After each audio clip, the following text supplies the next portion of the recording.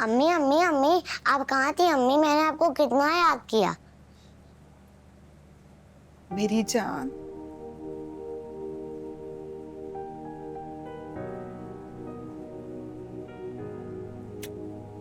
मैंने भी आपको बहुत याद किया मेरी जान।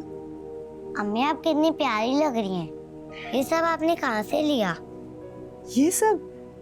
ये सब मुझे मेरे नए घर से मिला है। नया घर?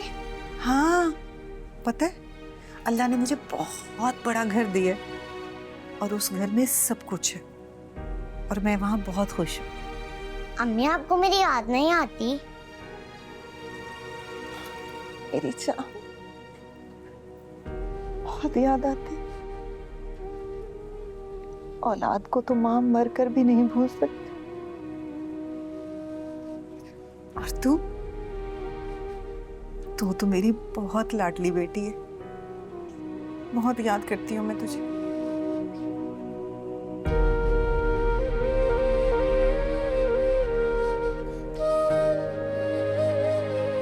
चलो बैठो। तो पता है मैं आज सबके लिए खाना लेकर आई हूँ।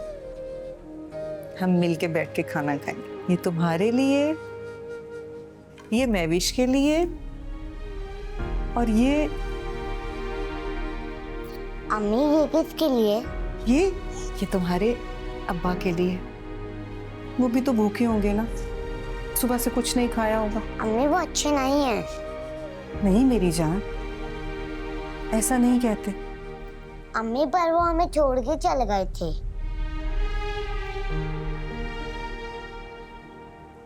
वो मुझे छोड़कर गए थे बेटा।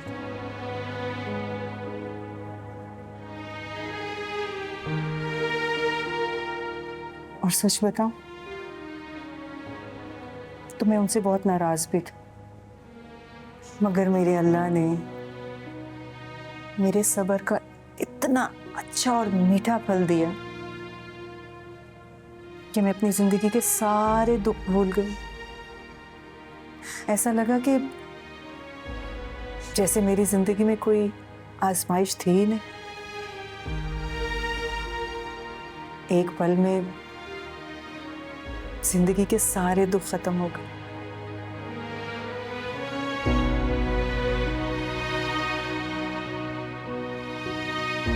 उसने अच्छा किया या बुरा, ये अल्लाह खुद ही पूछ लेगा उससे। मगर पता है वो तुमसे क्या पूछेगा?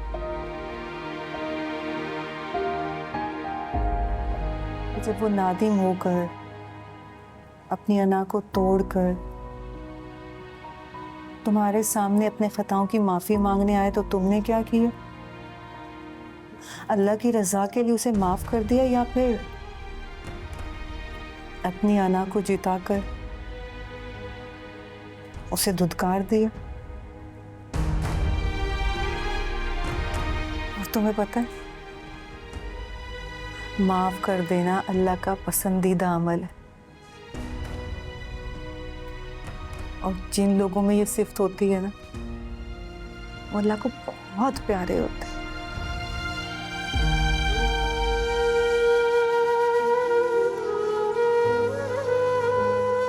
इसलिए अल्लाह को नाराज मत करो मेरी बच्ची।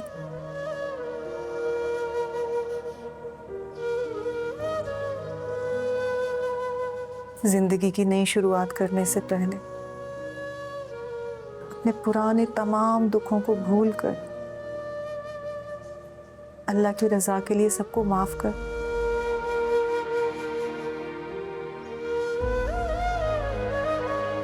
और जब तुम अल्लाह की रजा के लिए सबको माफ करोगी ना तो देखना अल्लाह तुम्हारी आगे की तमाम मंजिलें आसान कर देगा।